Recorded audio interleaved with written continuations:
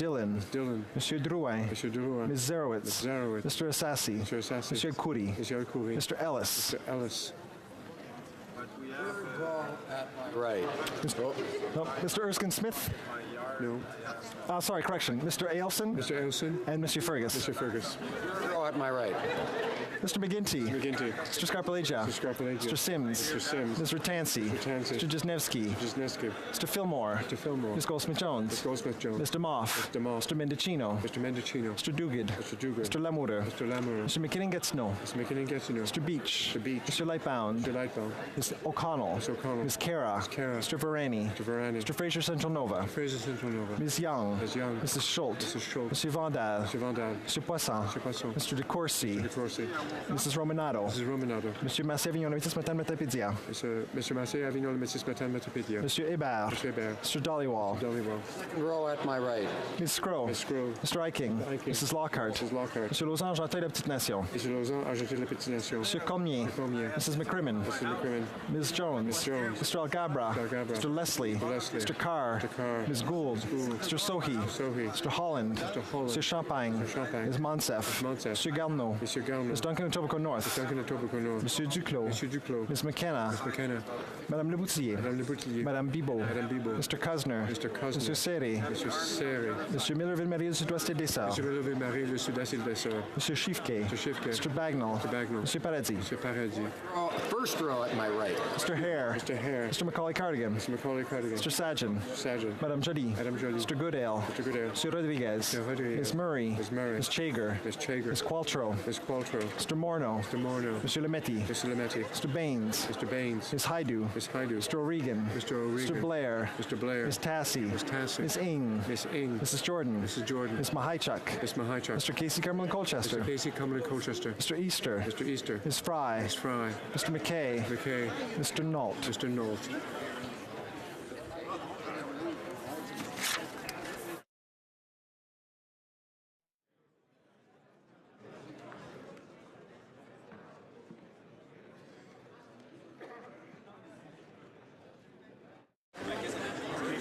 Yeas pour 134, 134.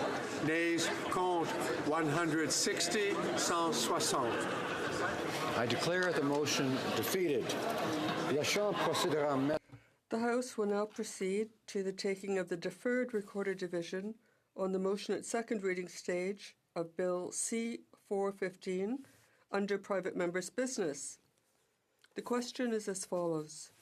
Mr. Rankin, seconded by Mr. McGregor, moved that Bill C-415, an act to establish a procedure for expunging certain cannabis-related convictions, be now read a second time and referred to the Standing Committee on Justice and Human Rights. All those at my left in favour of the motion will please rise. Sixth row.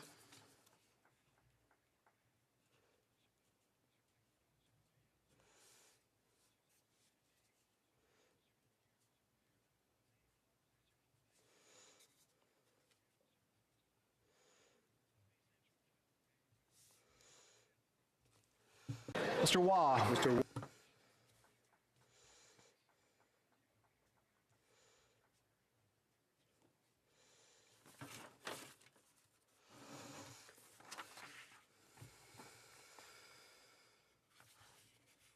Mr. Commit. Mr. Yurdega. Mr. Yurdega. Mr. Tilson. Mr. Cooper. Mr. Cooper. Mr. Cullen. Mr. Cullen. Mr. Stetsky. Mr. Stetsky. Madame Quash. Madame Quash. Madame Boutin-Sweet. Madame Boutin-Sweet. Madame Laverdière. Madame Laverdière. Madame Moore. Madame Moore. Troisième rangée à ma gauche. Third row to my left. Sweet. Mr. Sweet. Monsieur Choquette. Mr. Choquette. On retourne à Monsieur Nantel. Mr. Nantel. Mr. Blakey. Mr. Blakey. Mr. Cannings. Mr. Cannings. Ms. Hardcastle. Hardcastle. Mr. McGregor. Mr. McGregor. Deuxième rangée. Second row to my left. Mr. Garrison. Mr. Garrison. Madame Brosseau. Madame Brosseau. Madame Trudel. Madame Trudel. Madame Sans Souci. Madame Sans Souci. Miss Blaney, North Island Powell River. Miss Blaney, North Island Powell River. Monsieur Dussault. Monsieur Dussault. Monsieur Dubé. Monsieur Dubé. Monsieur Aubin. Monsieur Aubin. Rangée à ma gauche. First row to my left. Mr. Julian. Mr. Julian. Monsieur Bouleris. Mr. Bouleris. Miss Benson. Miss Benson. Miss Kwan. Miss Kwan. Mr. Angus. Mr. Angus. Mr. Davies. Mr. Davies. Ms. Ramsey. Miss Ramsey. Ms. Ashton. Miss Ashton. Monsieur Caron. Monsieur Caron. Que tout ça. All those at my right in favor of the motion will please rise. Sixth row. Cinquième rang. Fifth row to my right. Quatrième. Fourth row. Mr. Bruson. Mr. Erskine Smith. Troisième rang. Third row at my left. Deuxième rangée à ma... Second row at my left. Rangée. First row at my left. At my right, rather. All those at my left opposed to the motion will please rise. Sixth row. Mr. Tutu. Mr. Stanton. Mr. Stanton. Mr. Sopak. Mr. Sopak. Mr. Van Kesteren. Mr. Van Kesteren. Mr. Shipley. Mr. Shipley. Mr. Trost. Mr. Trost. Cinquième rangée à ma... Fifth row at my left. Kitchen. Mr. Kitchen.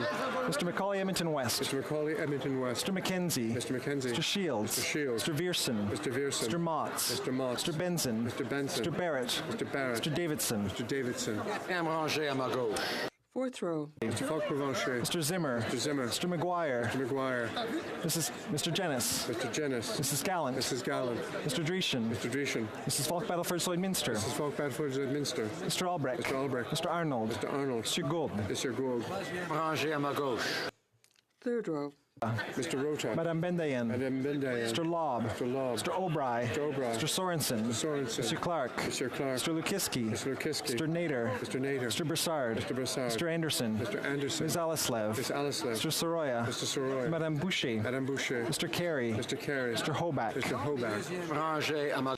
Second row at my left. Doherty. Mr. Doherty. Mr. Barlow. Mr. Barlow. Mr. Bertod. Mr. Bertod. Mr. Martel. Mr. Martel. Mr. Paulus. Mr. Paulus. Mr. Albus. Mr. Albus. Mr. Chong. Mr. Chong. Mr. Richards. Mr. Richards. Mr. Workington. Mr. Workington. Mr. Straw. Mr. Straw. Mrs. Stubbs. Mrs. Stubbs. Ms. Harder. Ms. Harder. Mrs. Vecchio. Mrs. Vecchio. Mr. Abouteyev. Mr. Abouteyev. Mrs. Kuzi. Mrs. Kuzi. Mr. Kelly. Mr. Kelly. Première rangée à ma gauche. First row at my left. Finley. Mr. Finley. Mr. Allison. Mr. Allison. Mr. Bazan. Mr. Bazan. Mr. McColeman. Mr. McColeman. Mr. Kent. Mr. Kent. Mr. O'Toole. Mr. O'Toole. Mr. Reyes. Mr. Reyes. Mr. Shear. Mr. Shear. Ms. Raitt. Ms. Raitt. Mr. Poiliev. Mr. Poiliev. Mr. Deltel. Mr. Deltel. Mrs. Deltel. Mrs. Block. Mrs. Block. Mr. Fast. Mr. Fast. Ms. Rempel. Ms. Rempel. Mrs. McLeod, Camus, Thompson, Caribou. Mrs. McLeod, Camus, Thompson, Caribou. Ceux à ma droite qui s'opposent à la motion. All those at my right opposed to the motion will please rise. Mr. Rioux. Mr. Robillard. Ms. Rudd. Mr. Rumi. Ms. Sahota. Mr. Saini. Mr. Sangha. Mr. Sarai. Madame Shanahan. Mr. Sheehan. Mr. Sidhu, Mr. Meskin, Fraser Canyon. Mr. Sidhu, Mr. Meskin, Fraser Canyon. Ms. Sidhu, Brampton South. Mr. Seacand. Mr. Sorbera. Mr. Spengeman. Mr. Tabera. Mr. Tan. Ms. Vandenbeld. Mr. Whalen. Mrs. Zaid. Madame Fortier. Mr. Hogue. Mr. Hogue. Rangée à ma droite. Mr. Finnegan. Mr. Fisher. Mr. Fonseca. Mr. Fraser Westnova. Mr. Fuhr. Mr. Gerritsen. Mr. Graham. Mr. Housefather. Ms. Hutchings. Mr. Yakino. Mr. Jahari. Ms. Khalid. Mr. Levitt. Mr. Long. Mr. Longfield. Mr. Maloney. Mr. May Cambridge. Mr. McDonald. Mr. McKinnon-Coquitlam. Mr. McLeod, Northwest Territories. Mr. Morrissey. Madame Nessif. Monsieur Willett. À ma droite. Fourth row. Madame Mendez. Mr. Oliphant. Monsieur Dubourg. Mr. Aldaig. Mr. Amos. Mr. Arsenault. Mr. Aria. Monsieur Ayoub. Mr. Badaway. Mr. Boissonneau.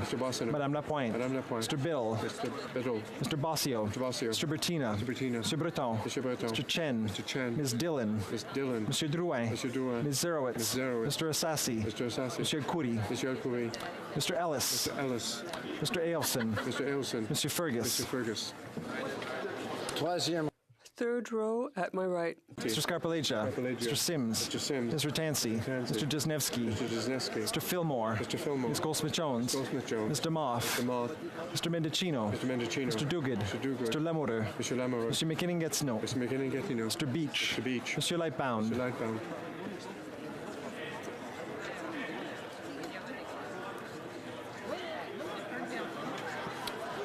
Ms. O'Connell. Ms. O'Connell. Ms. Cara. Ms. Cara. Mr. Varani. Mr. Varani. Mr. Fraser Central Nova. Fraser Central Nova. Ms. Young. Ms. Young. Mrs. Schultz. Mrs. Schultz. Mr. Vandal. Vandal. Mr. Poisson. Mr. Poisson. Mr. De Corsi. De Corsi. Mrs. Romanato. Mrs. Romanato. Mr. Massé-Avignon, Métis, Matane, Matapédia. Mr. Massé-Avignon, Métis, Matane, Matapédia. Monsieur Hébert. Mr. Hébert. Mr. Dollywall. Rangé à ma droite. Ms. Scroll. Second row at my left. Mrs. Lockhart. Mrs. Lockhart. Mr. Losange-Anteuil, La Petite Nation. Mr. Lausanne, Argenté de la Petite Nation. Mr. Cormier. Mr. Cormier. Mrs. McCrimmon. Mrs. McCrimmon. Ms. Jones. Ms. Jones. Mr. Algabra. Mr. Algabra. Mr. Leslie. Mr. Leslie. Mr. Carr. Mr. Carr. Ms. Gould. Ms. Gould. Mr. Sohi. Mr. Sohi. Mr. Holland. Mr. Holland. Mr. Champagne. Mr. Champagne. Ms. Monsef. Ms. Monsef. Mr. Galno. Mr. Galno. Ms. Duncan Etobicoke North. Ms. Duncan Etobicoke North. Monsieur Duclos. Monsieur Duclos. Ms. McKenna. Ms. McKenna. Madame Leboutillier. Madame Leboutillier. Madame Bibot. Madame Bibot. Mr. Cusner. Mr. Cusner. Monsieur Serré. Monsieur Serré. Monsieur Miller-Ville-Marie, le Sud-Ouest et des Sœurs. Monsieur Miller, Ville-Marie, le Sud-Est et le Dessert. Monsieur Chiffquet. Monsieur Chiffquet. Mr. Bagnall. Bagnall. Monsieur Paradis. Monsieur Paradis. Rangé à ma droite. Mr. Hare. Mr. Macaulay-Cardigan. Mr. Macaulay-Cardigan. Mr. Sajan. Mr. Sajan. Madame Joly. Joly. Mr. Goodale. Mr. Goodale. Mr. Rodriguez. Mr. Rodriguez. Ms. Murray. Ms. Murray. Ms. Chager. Ms. Chager. Ms. Qualtrough. Ms. Qualtrough. Mr. Morneau. Mr. Morneau. Monsieur Lemetti. Monsieur Lemetti. Mr. Baines. Mr. Baines. Ms. Haidu. Ms. Haidu. Mr. O'Regan. Mr. O'Regan. Mr. Blair. Mr. Blair. Ms. Tassie. Tassie. Ms. Ing. Ms. Ing. Mrs. Jordan. Mrs. Jordan. Ms. Mahichuk. Ms. Mahichuk. Mr. Casey Cumberland Colchester. Mr. Casey Cumberland Colchester. Mr. Easter. Mr. Easter. Ms. Fry. Ms. Fry. Mr. Nault. Mr. Nault.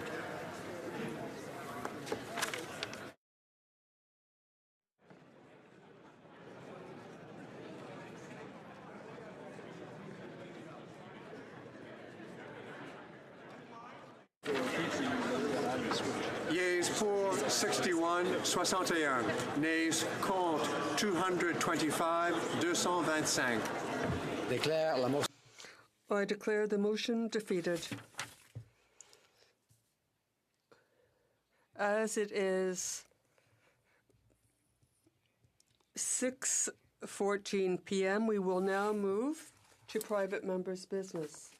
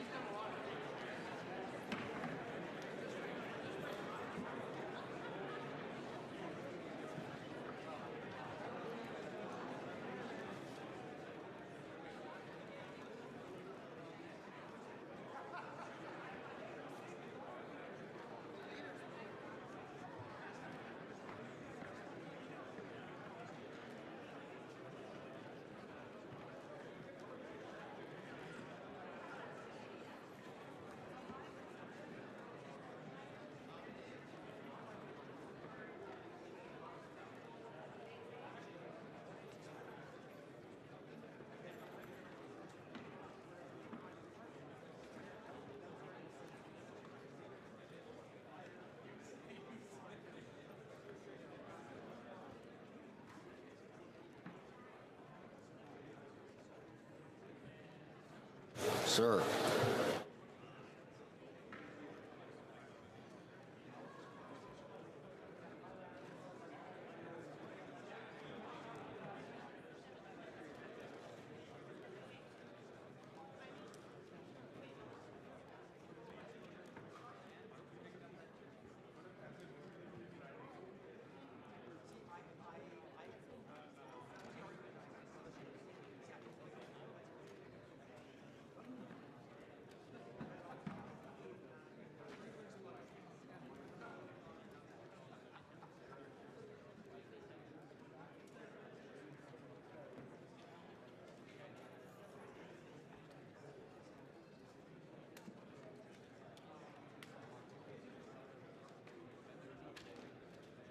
Order. À l'ordre. Resuming debate, the Honourable Parliamentary Secretary to the Minister of Health. Mr. Speaker, it is indeed my pleasure to speak today on Bill S-238, the Ban on Shark Fin Importation and Exportation Act. And I want to start by commending my colleague from Port Moody Coquitlam for his passion and determination on this issue and for bringing this bill to the House of Commons. I know this is a bill that he has tried to bring forward in the past. In fact, 5 private members' bills have been introduced in this place that would have banned the trade of shark fins, and it is my sincere hope that 2019 is the year that we are finally successful. I give my commitment to the honourable member that I will do everything that I can to strongly advocate for the passage of this bill. It was shortly after I was elected to Oakville Town Council that I first learned about the critical role that sharks play in the health of our oceans and marine ecosystem. I got a call from Oakville resident Wendy Perkins asking me to bring forward a motion to Oakville Town Council to ban shark fin soup. Former Ontario provincial member Phil Gillis had successfully encouraged the Brantford City Council to pass this motion, and Wendy wanted Oakville to follow suit. I educated myself on the issue and found out that sharks are apex predators. They're crucial to maintaining marine biodiversity. And even after years of education and awareness on the issue, millions of sharks lose their fins to shark fin soup every year. Consumption of this luxury dish had led to overfishing of many vulnerable shark species, as well as to the inhumane practice of finning. The practice involves removing the fin of the shark. Interrupt the honourable member. There's a little bit of a rumble in the background, and I think we're having a hard time hearing the honourable parliamentary secretary. I'm very interested in hearing. I'm sure there are other people who are very interested. So we'll just keep it down, and we'll get to hear what she has to say. Thank you. Mr. Speaker. The practice involves removing the fin of the shark and throwing the rest of the shark back into the water to suffocate or bleed to death. I next approached my good friend and fellow councillor Max Kahn to ask his support as a seconder of the motion. And as was Max's style, he didn't hesitate to say yes. And so began my personal journey to protect the sharks and by extension our oceans. On Monday, July 4th, 2011, in a unanimous vote, Oakville became the second municipality in Canada to ban shark fin soup in our community. The chamber was filled with supporters that night, and I was incredibly proud of the community's efforts to move this issue forward. As I said at the time, given the devastating rate at which sharks are being slaughtered solely for the fins, many species face extinction within a decade. Since sharks are so important to our marine ecosystems, it seemed logical that Oakville should take a leadership role in this instance. This was another way that Oakville could demonstrate its commitment to environmental sustainability. In addition to banning the possession, sale, distribution, and consumption of shark fins, our motion also called on the federal government to introduce regulations to ban the importation of shark fins, cartilage, and all derivative products in Canada. At the time, I had the privilege of meeting filmmaker and conservationist Rob Stewart, who had just released the groundbreaking film Sharkwater. We lost Rob in 2017 when he died doing what he loved while filming his sequel, Sharkwater Extinction. What a legacy to Rob and his work if this Parliament could pass this bill before we rise in June. After watching Sharkwater, I realized that what I knew about sharks was all wrong. Most of what I knew about sharks came from one movie. In fact, now that I've mentioned it, you likely hear that ominous music playing in your head. Jaws, a blockbuster movie that made all of us fear sharks and view them as a menace. Rob Stewart dispelled those myths, but it was one of the reasons why sharks were able to be exploited the way they had been. If you visit the Sharkwater website, you can learn a lot about sharks, about how sharks are the perfect predator, formed by 450 million years of evolution, having lived longer than the dinosaurs and surviving 5 major extinctions, about how they formed the life as we know it and keep the oceans, our planet's life force, healthy. They explain that we exist in part because sharks did, and we still do. Up to 150 million sharks are killed every year. Scientists know that regional populations of large sharks have all but disappeared in places like the North Atlantic, where their numbers are estimated to be down 95%. At the current rate, some species of sharks could face extinction. Oceans are our largest ecosystem, which is already threatened by global warming, pollution like plastics, habitat destruction, and overfishing. We take our oceans for granted, and yet are witnessing the destruction of our marine ecosystem by humans. and sharks play a critical role in the health of our oceans. As the predator at the top of the food chain, they're crucial to keeping other species in balance and maintaining the overall health of the water. They are at the top of the food chain on 2/3 of the world's surface.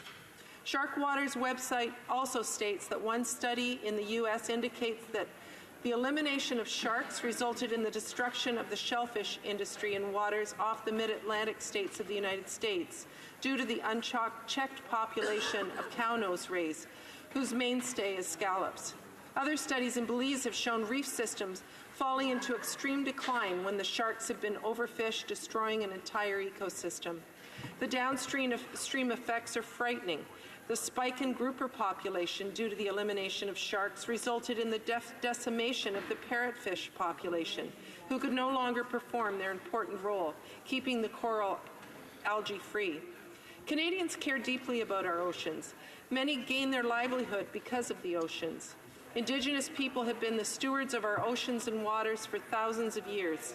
Shark finning has been banned in Canadian waters since 1994, but Canadians might be surprised to learn that the importation of shark fins is still permitted. Canadians might also be surprised to learn that according to the United Nations, Canada is the largest importer of shark fins outside East Asia. Bill S-238 will change that. I know that Wendy Perkins and others are watching this tonight. To them, I want to say thank you for your commitment to this issue year after year. Wendy, thank you for challenging me to bring this forward in Oakville and continuing to champion the issue. It is truly an honor for me to be here in the House of Commons to speak in favor of an issue that I first brought to the Oakville Council. And on that, I want to remember my late friend Max Kahn, who supported me in all things, including the issue of ending shark finning. Finally, I want to thank my good friend, the member for Beaches East York, who had attempted to deal with this issue of shark finning in his private member's bill. He's one of the most passionate advocates for animal welfare, and I want to thank him for his leadership and commitment. As Rob Stewart said, the one animal that we fear the most is the one animal we cannot live without. We have the power to protect our oceans. We can honor the memory of one of Canada's finest filmmakers and environmentalists. This bill passed the Senate last year, and I'm pleased to support the bill in the House. And I encourage all members to work together to see this bill receive royal assent prior to the House rising in June. Thank you, Mr. Speaker. Well done. Resuming debate, reprise du débat, the honourable member for Caribou Prince George. Good evening, Mr. Speaker, and today I rise to address the issue of shark finning. I've listened to my colleagues on both sides of the House, and I'm encouraged by the thoughtfulness in which all sides have addressed this issue. In truth, Mr. Speaker, I don't think a private member's bill, perhaps maybe my bill C-211, but no other private member's bill has encouraged such a thoughtful and wholesome debate other than S-238. Bill S-238, an act to amend the Fisheries Act and Wild Animal and Plant Protection and Regulation of International Interprovincial Trade Act, importation of shark fins, was brought forward by our honourable colleague, Senator Michael MacDonald. The Senator has worked tirelessly to bring this issue to the forefront of public consciousness. He is passionate about this issue, and he is committed to seeing this bill receive its due consideration. Mr. Speaker, there are 465 known species of sharks living in our oceans today. Their importance in the ocean ecosystem cannot be understated. Shark finning has been banned in Canada under licensing conditions of the Department of Fisheries and Oceans since 1994. Even though the practice is banned in Canada, the importation of shark fins continues to be permitted. In fact, data suggests that Canada may be, indeed, the second highest importer of fins outside of Asia. The fins are used to make soup, and historically, at a time when landing sharks was far more difficult, the soup was rarity, only available to the wealthy people of some Asian cultures. But it was a small industry, with the fins usually salvaged from sharks that were wholly consumed by food. Today, however, a sign of social status, shark fin soup is now regularly served at weddings and banquets of wealthier and rapidly expanding middle class, with a single dish of shark fin soup costing over $100 US. Sharks are now hunted en masse solely for the value of their fins. In 2017 alone, Canada imported over 170,000 kilograms of shark fins, a number that represents a 60% increase since 2012. Bill S-238 would put an end to this practice by prohibiting the importation of shark fins into Canada that are not attached to the carcass. S-238 would also define and enshrine into law the prohibition on practice of shark finning. The bill proposes to amend the Fisheries Act to prohibit the practice of shark finning. It also proposes to amend the Wild Animal and Plant Protection and Regulation of International and Interprovincial Trade Act to prohibit the importation of into Canada of shark fins that are not attached to the shark carcass. The bill permits an exemption to the shark fin ban if the minister is of the opinion that the importation is for the purpose of scientific research relating to shark conservation that is conducted by qualified persons, and that the activity benefits the survival of shark species or is required to enhance their chance of survival in the wild. Mr. Speaker, earlier in this Parliament, the member for Beaches East York introduced a very similar bill, C-246. His bill, an act to amend the Criminal Code, the Fisheries Act, and the Textile Labeling Act, the Wild Animal and Plant Protection and Regulation of International and Interprovincial Trade Act, and the Canada Consumer Product Safety Act, Animal Protection, was defeated at second reading and did not make it to the committee for further study. In the last Parliament, the member for Port Moody Coquitlam introduced legislation to ban the import of shark fins. His bill, C-380, was also narrowly defeated, but in my research, I found some interesting points that I'd like to bring up in this debate. During the debate on February 11th, 2013, the member for Cardigan and the current Minister of Agriculture said this, and I quote, "It is dependent upon us as federal legislators to be very sensitive to the cultural and identity concerns of Canada's many different communities, while still taking a strong stance against the very cruel and inhuman practice of shark finning, which is still practiced in countries around the world. Now, not all shark fisheries involve species that are threatened, and not all shark fishers participate in the cruel practice of shark finning. This is also an important point to make. We must not put countries that do a good job of regulating their shark fisheries to prevent overfishing and cruelty in the same boat as countries that permit overfishing and shark finning." He continued, "If we punish only those countries that allow these practices by banning imports from them, we would then send them a very clear message that this is unacceptable. Perhaps this would be an incentive for those countries to change the way they handle their shark fisheries, and perhaps other countries would follow suit. However, if we also punish those countries that are doing a good job regulating their shark fisheries and preventing cruelty, what message are we sending to them? We could be sending the message that it makes no difference whether they regulate their fisheries and prevent cruelty, that we will treat them the same as countries with unregulated fisheries that allow overfishing to destroy shark stocks and that allow cruel practice of shark finning. I certainly do not feel that this would be the prudent thing to do." End quote. Mr. Speaker, I think the remarks that the Minister of Agriculture made then are just as important today. It is important that we get this right. Our former Conservative government committed to addressing the serious problem of shark finning during our time in office. We acted on several fronts. We worked through regional fisheries management organizations such as the Northwest Atlantic Fisheries Organization to ensure strong management enforcement practices globally to prevent unsustainable practices such as finning. This bill and the previous incarnations have not been without controversy. Mr. Speaker, I've received tons and tons of emails as well as recipes at some point for shark fin. So both sides of the argument have been heard through our office. Just as with previous similar pieces of legislation, cultural communities across the country have voiced their opposition to an outright ban on the imports.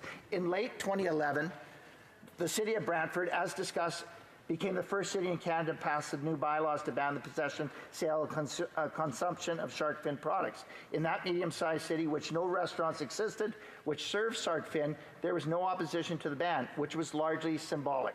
Nevertheless, a handful of cities soon followed, notably Toronto, Calgary, Mississauga, and several others in southern Ontario. Markham and Richmond Hill opted not to bring forth the motion, suggesting that this issue is a federal matter. Chinese restaurants and businesses selling shark fin opposed the ban, and in late 2011 suggested that they would challenge the bylaws before the courts once the fines were imposed. When Toronto imposed steep fines, the restaurants did just that, and they won.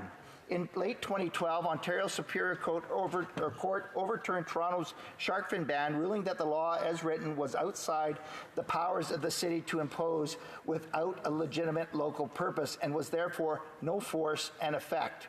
The judge accepted the practice of shark finning was inhumane, but he did not agree with Toronto's justification of local purpose, namely that the consumption of shark fins may have an adverse impact on the health and safety of its residents and that of the environmental well-being of the city. Mr. Speaker, I want to be very clear. This topic has evoked a considerable amount of thoughtful discussion and debate, to which I'm very appreciative. I also want to thank our colleagues for bringing this legislation forward. Canadians should expect this type of respectful discussion when legislation such as 238 are brought forth. It is what they expect us as parliamentarians and legislators to do.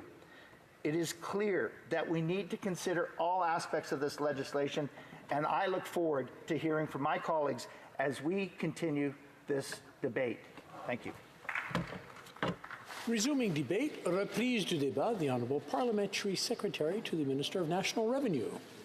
Thank you very much, Mr. Speaker. I'd like to start by thanking Senator Mike MacDonald from Nova Scotia for introducing the bill S-238 into the Senate and for the work of the many parliamentarians that have been involved to get it to the second reading in the House. There probably isn't anyone here today who would not recoil in disgust if they saw, as I have, the photos of line after line of shark fins spread out to dry in the sun. The waste captured in just one photograph is immense. So too is the suffering these sharks endured, casually tossed back into the sea to die a cruel death. The capacity of man to view himself apart from nature, taking what he wants without thought as to the consequences or the impact to other species, is on display in these obscene photos of shark fins stacked up for drying. My riding of King Vaughan is blessed with many wonderful features. However, we do not have an ocean. But that does not stop my residents from caring about this issue.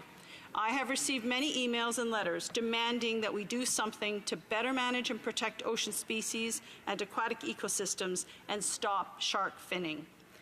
This issue is not just brought to my attention by my residents, but my son, who has recently graduated with a marine biology degree from Dalhousie. It seems I am talking marine ecosystems wherever I go, and the talk often is not uplifting. But being aware of this destruction and being revolted by specific acts like shark finning is not enough, Mr. Speaker. We collectively have to act when we can, where we can, to create a better world. Others more knowledgeable than I can speak to the crucial role top predators play in maintaining ecological balance, and others will surely raise that some species of shark or some populations of sharks are in dangerous decline. Those are important matters to consider, but rather than those issues, Mr. Speaker, I'd like to take my time to consider how shark finning sits discordantly with a couple of important Canadian values and traditions. First is the characteristically Canadian value of being prudent with our resources, including wildlife resources, and avoiding overuse or wasteful practices. We don't always get the balance right, but we aspire to. And when Canadians have harmed our environment, most often it has been due to inadequate knowledge or understanding rather than wanton disregard or blind destruction driven by greed. Shark finning, it seems to me, not only is incompatible with Canadian values, but is incredibly wasteful. Second, Mr. Speaker, is the role Canada has always played as a middle power, punching above our weight, helping to make a better world beyond our borders. Opponents of Bill S-238 have said that the bill is unnecessary, that Canada, as a condition of granting fishing licenses, has already long prohibited finning of sharks in Canadian waters. On this point, let me begin by noting that sharks don't know where our boundaries are, And in the vast oceans, sharks swim back and forth from protected to unprotected waters on any given day. So any law preventing sharks from being finned in Canada's exclusive economic zone does not prevent this abhorrent practice from taking place.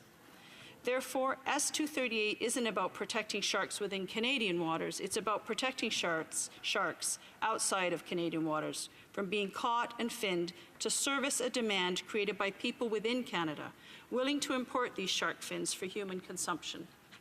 As others have noted, Canada currently is a significant and growing market for shark fins imported from abroad, and with about 170,000 kilograms of shark fin imported annually.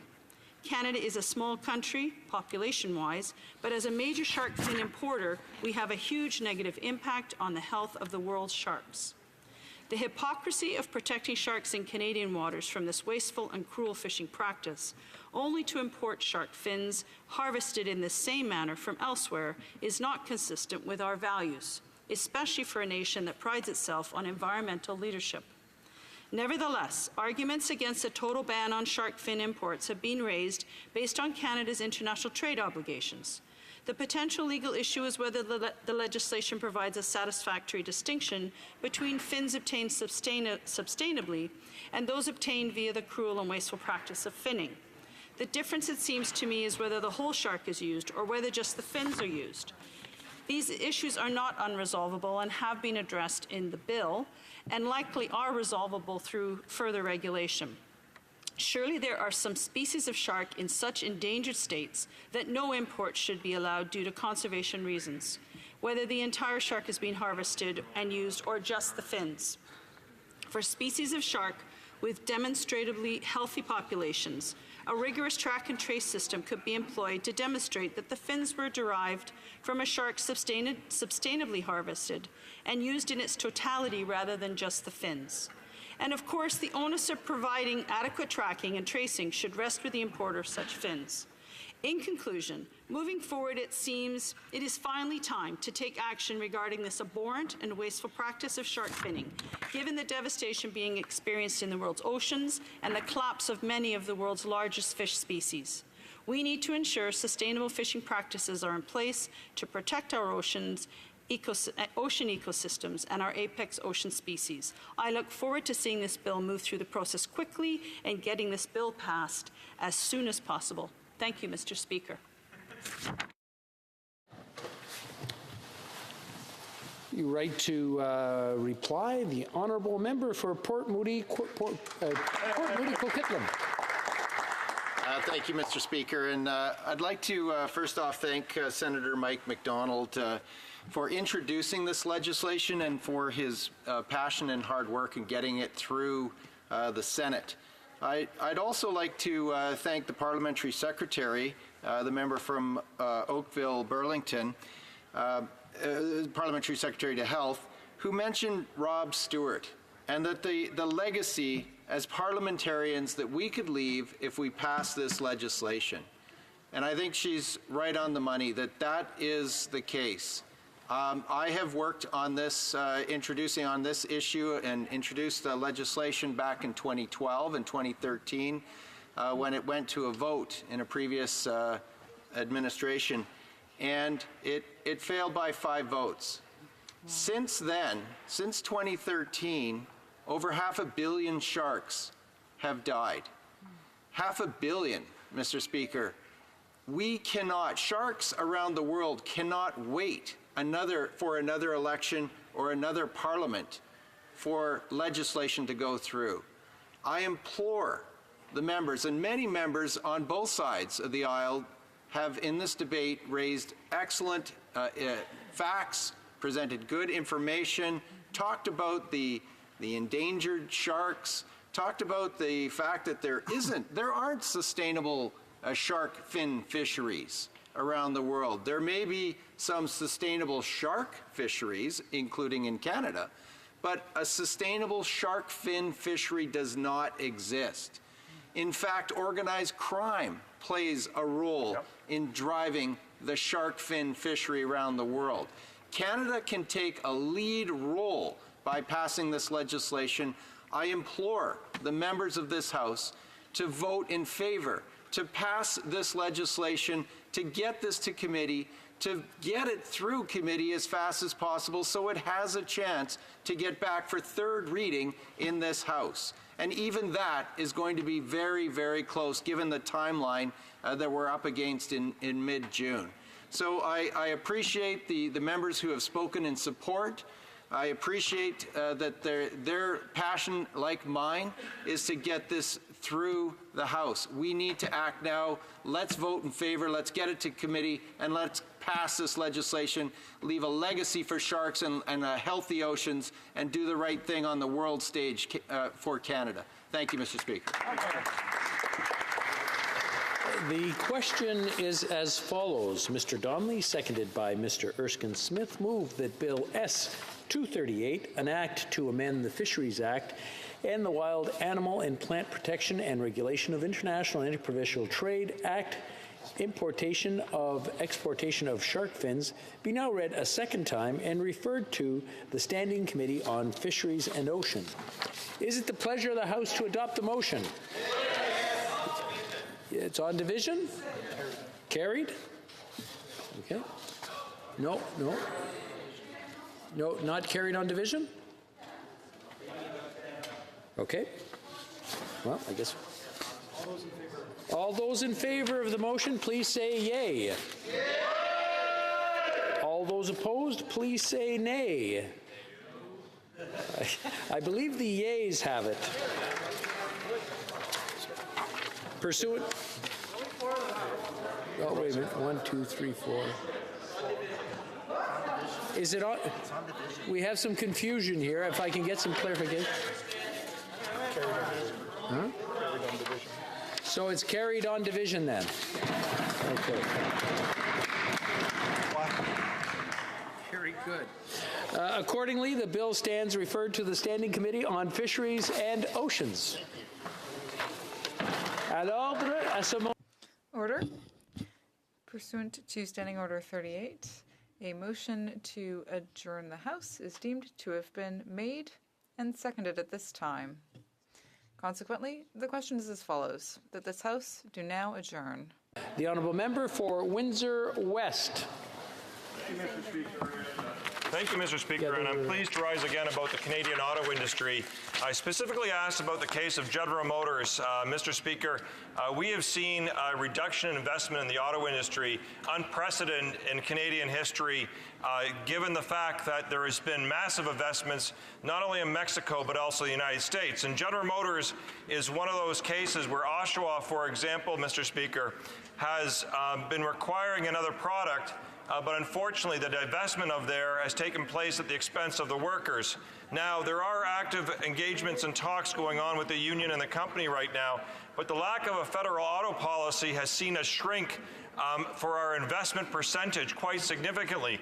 Despite what the government may say about what they've invested in, it is far much smaller than is taking place in our actually auto environment. And what's concerning, Mr. Speaker, is the USMCA agreement that has been agreed in principle, this new NAFTA agreement, still likely won't get implemented because of several problems, also has further auto concessions, and that's another issue. But, Mr. Speaker, what's happening right now is, unlike what the Prime Minister has said, is that we have to transition out of manufacturing. He famously said that in London, Ontario, is there's actually record investment taking place even within a matter of miles of Windsor, 2 miles across the border, where $14 billion alone by Fiat Chrysler and General Motors is being invested in Detroit, Michigan. And, Mr. Speaker, today is the first day of a new incentive program that the government has rolled out for auto with regards to electric and other types of greener vehicles. And ironically, Mr. Speaker, this government originally proposed a $300 million incentive program that actually restricted and eliminated the only electric-made vehicle in Canada, being the Windsor-built Chrysler Pacifica. Ironically, Mr. Speaker, that they had to be brought to the table to actually include this multi-passenger vehicle that's an electric motor because the government excluded it. And that's after the Prime Minister visited the plant in Windsor. So he visits the plant in Windsor, promises he's going to come back many times, promises he's going to support the workers, and what does he do? He leaves them off the incentive program. Thank goodness, Mr. Speaker, that auto workers across Ontario, including close to not only just the Windsor area, but along the 401 up all the way to Toronto, into the Brampton area, the Brampton Assembly area, where we signed up a number of different workers to get the actual Pacifica included in the incentive program. Now, there's several problems with that program, Mr. Speaker, because we're talking about $300 million that is going to primarily, likely, going to be for foreign vehicles.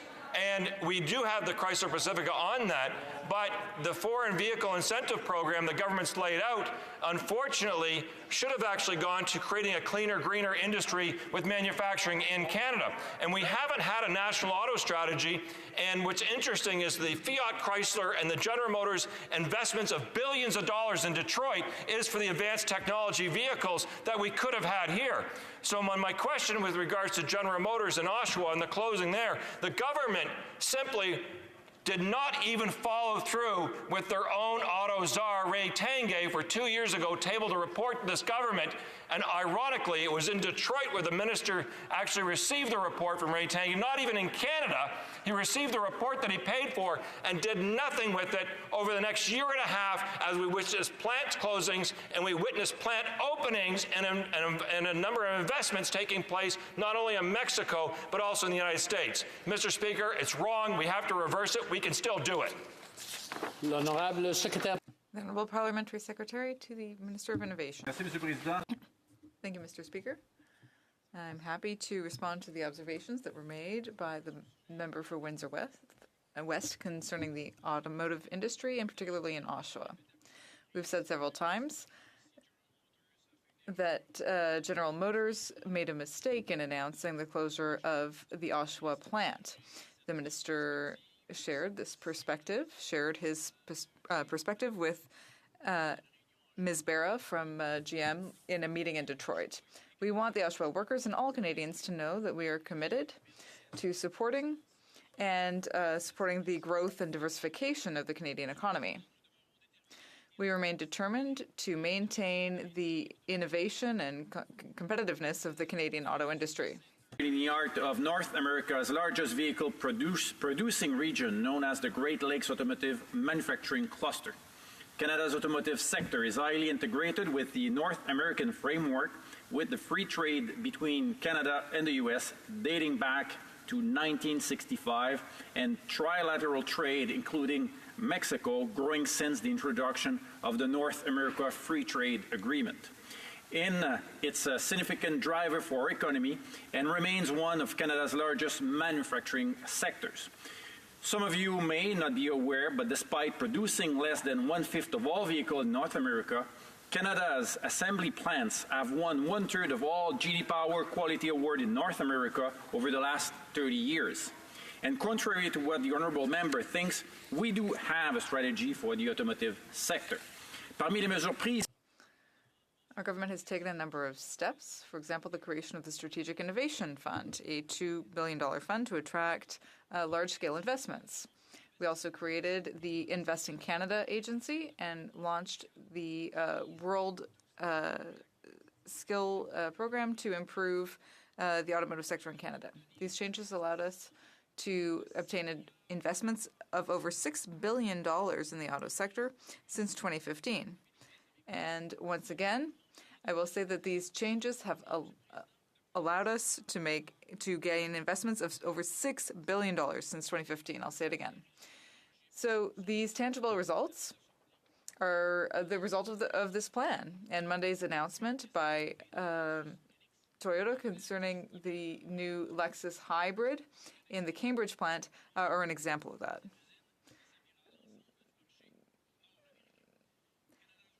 uniquely positioned to design and build the cars of today and tomorrow. Canada is a natural home for automotive innovation with strength to leverage, including a mature automotive cluster, expertise in advanced technologies, and highly skilled workforce and a strong R&D capacity.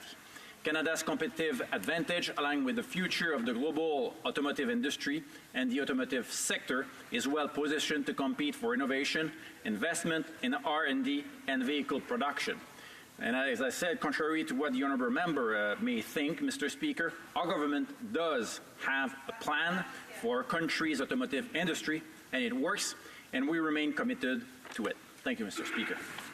Member for Windsor West. Thank you, Mr. Speaker. It's not a question of what I think, it's what the facts are, Mr. Speaker. And the reality is here is Detroit, Michigan has actually got more investment than all of Canada in the auto industry. The parliamentary secretary can't even come to the realization that one single city in the United States has outperformed all of Canada. And you know, Mr. Speaker, the reality is that we haven't in our area just been producing autos since the 1960s. It's been 1904 where we had the first Ford plant, and subsequently had the sit-down strike to protect auto workers. And Mr. Speaker, I'll tell you this, we've come with propositions to this government. Yes. Since that time, there's been a layoff at the Windsor Assembly Plant. Yes. Instead of what this government's done, they have not answered a letter from me from February 27th and just 2019, where I called upon this government to work with all the suppliers, the union, the workers, and also the companies to get that investment from Detroit and get the access to the parts, the supplies, the tool and die, the mold makers, all those things. Yes. They can't even answer that question.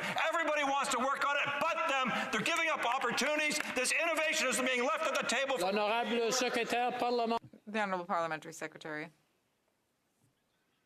Earlier, our government has committed to building on Canada's strength, promoting innovation, investment, growth, and trade by the automotive industry to create quality jobs for Canadians. Our government has worked hard to maintain free trade in our market we currently do business in and open up new markets to help diversify our trade strategy. At the same time, our investment in innovation through Innovation and Skills Plan has helped bolster Canada's robust automotive cluster by supporting reinvestment in Canadian vehicle assembly plant by global automakers. These initiatives are helping ensure that Canada's workforce will have the advantage manufacturing skills that employers will need in the future's economy. And as I said earlier, our plan works. $6 billion worth of investment in the industry over the last 4 years. Thank you, Mr. Speaker. I just want to remind the honourable members that I know these are adjournment proceedings, but the rules of the House still apply. So when someone is answering a question or asking a question for that matter, I just would like to see a little bit of respect for the person who's speaking. I think that would be fair to all the members. I just wanted to point that out for some of you who may have forgotten that, seeing that it is adjournment proceedings. So just a little reminder. The honourable member for Regina Louvain. Thank you, Mr. Speaker, and happy May Day. The question that prompts this adjournment debate was about the agenda for a Premier's Conference that occurred months ago. So I would like to broaden the adjournment debate to talk about the federal government's role in coordinating among provinces. Specifically, I'd like to address the new Alberta government's proposal to slash its provincial corporate income tax rate to 8%. Mr. Speaker, the reason that I think this should be of concern to the Government of Canada is that our federal corporate tax structure includes a 10 percentage point abatement to allow provinces and territories to levy their own corporate taxes. Now, currently, all provinces have corporate tax rates of around 12%. The only exceptions are in Atlantic Canada, where provinces have slightly higher corporate income tax rates. So that obviously accounts for the full abatement from the federal government. In proposing to slash Alberta's corporate tax rate to 8%, Jason Kenney is effectively asking the federal government to continue to provide a 10% abatement to companies operating in Alberta, even though they will only pay 8% provincial corporate tax. I don't think that makes sense, and I want to suggest that the federal government should not go along with that. The federal government should require that to receive a 10% abatement, that a province be levying a corporate income tax rate of at least 10%. Now, Mr. Speaker, why would the federal government want to establish this type of a corporate tax floor for provinces. The first point is obviously one of common sense, that if the federal government has provided an abatement of 10% to allow provincial and territorial corporate taxes, those provincial and territorial corporate taxes should be of at least that amount. But I think a more fundamental reason is that the federal government should not want to encourage a race to the bottom on corporate taxes.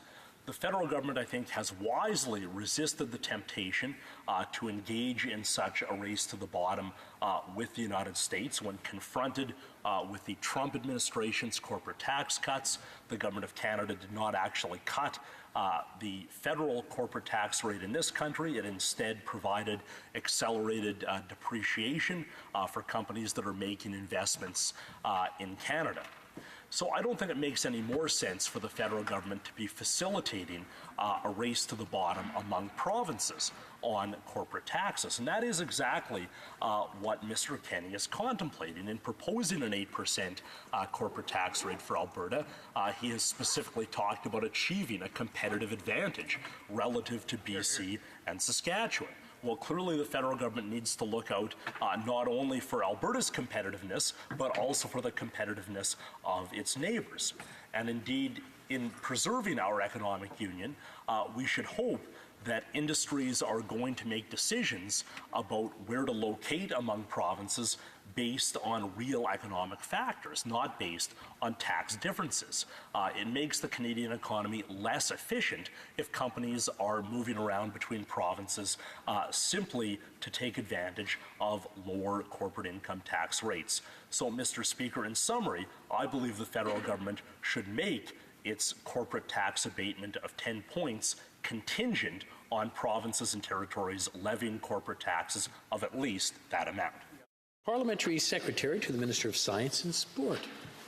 Thank you very much, Mr. Speaker, and I want to thank the honourable member for his comments, although I was informed that we would be talking about the challenges facing Canada's energy sector, and that's what I thought I would comment on.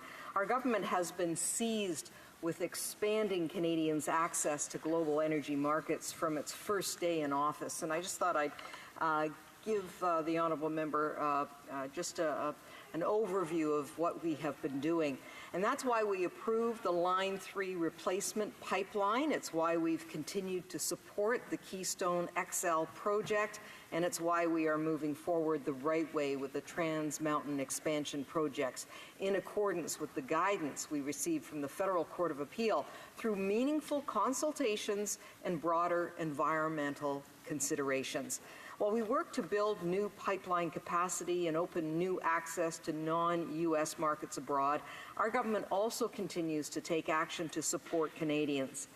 The honourable member may recall, for example, that we announced a $1.6 billion package last December to support workers and boost the industry's competitiveness.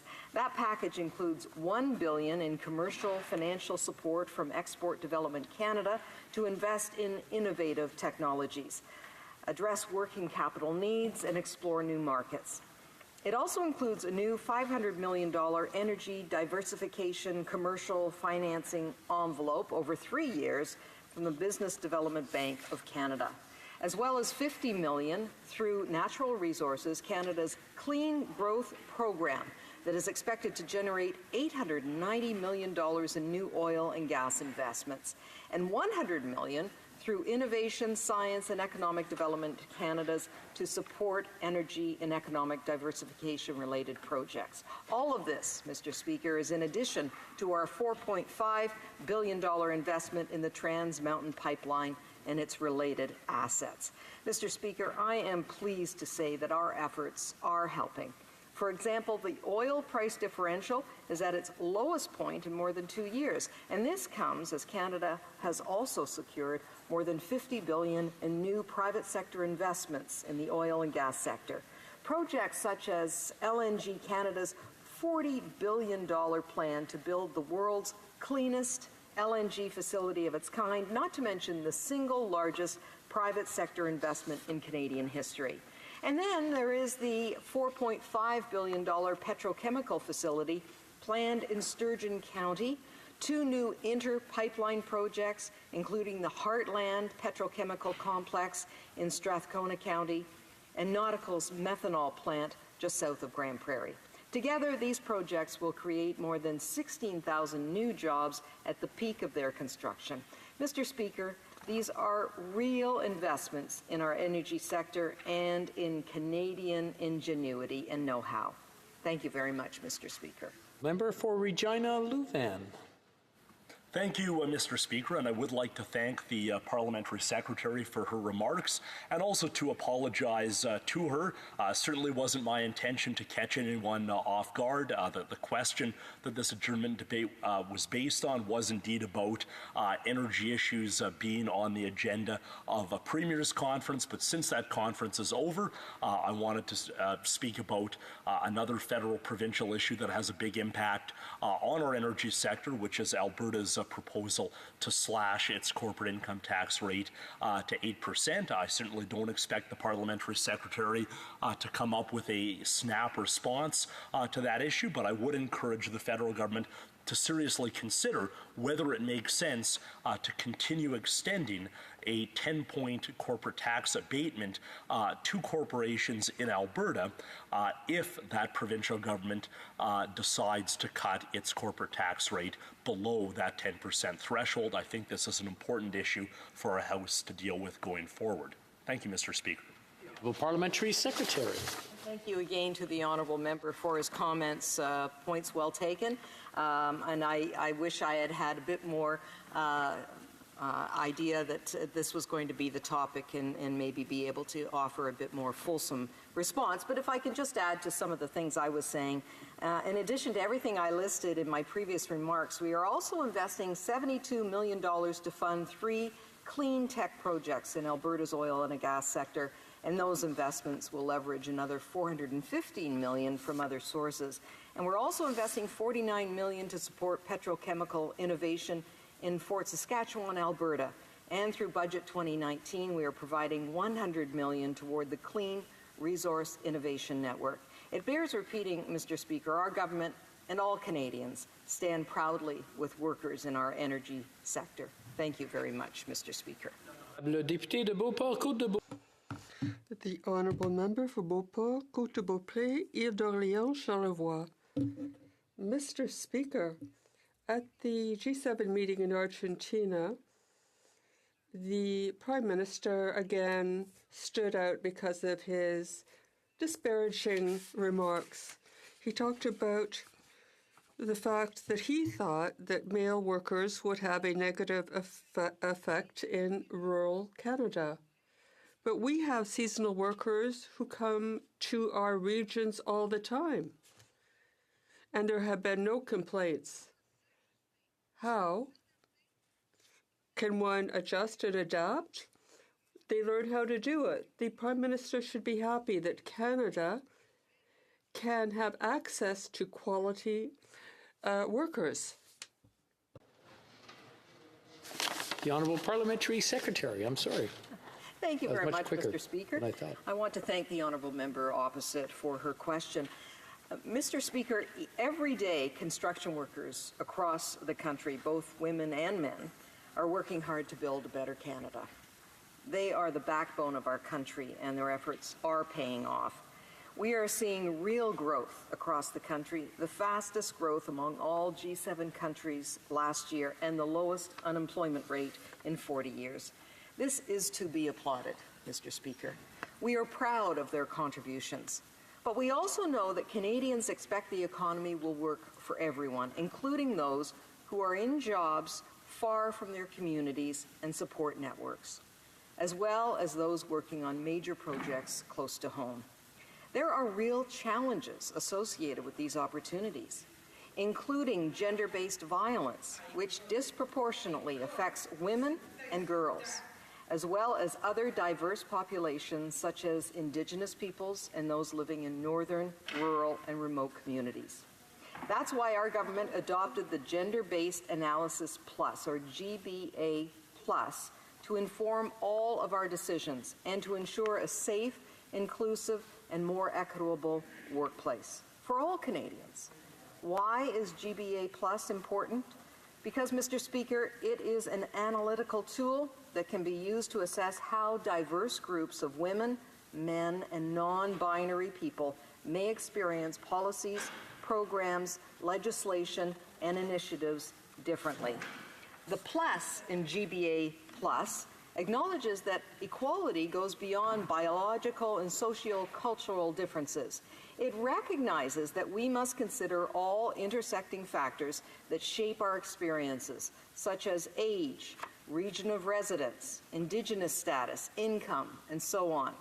The federal government has been committed to using GBA Plus in the development of its policies, programs, and legislation since 1995. It's led to real progress in the workplace, but we also recognize that more needs to be done. The alternative is to simply deny facts and hope problems go away.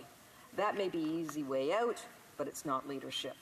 Mr. Speaker, we've heard from many Canadians from all parts of the country who are disappointed with attempts to pit Canadians against one another. They're saddened by what they're seeing. They believe we should be working together to support workers and marginalized Canadians. And that is what we are committed to doing on this side of the House, Mr. Speaker, because that is the Canadian way, always has been, always will be. Thank you, Mr. Speaker.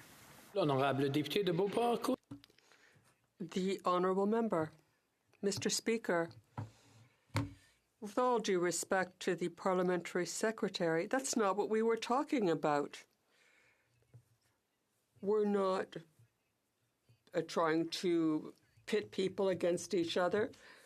It was the Prime Minister who was noticed for his disparaging remarks, saying that when there were male workers in rural regions, it could have a negative social impact. I live in a regional area. There are foreign workers. And not only have there been no complaints, but it has helped our economy. These are hard workers. What I lament is that when the Prime Minister goes abroad, he insults people. Now, it's not up to us to apologize, it's up to the Prime Minister to apologize. What the member opposite is against, ensuring Canadians have safe workplaces or recognizing the reality that some workers face when they are far from home. But I can tell her that a succession of federal governments have been using gender-based analysis to inform their decision-making for more than 2 decades. There's been important progress made, but we know that more needs to be done to narrow the gaps that exist, not only between women and men, but among historically underrepresented groups such as Indigenous peoples, visible minorities, and people with disabilities. Mr. Speaker, we are proud to be standing up for all workers. Thank you very much. The motion to adjourn the House is now deemed to have been adopted. La Chambre demeure donc The House stands adjourned until tomorrow at 10 a.m. pursuant to the standing order.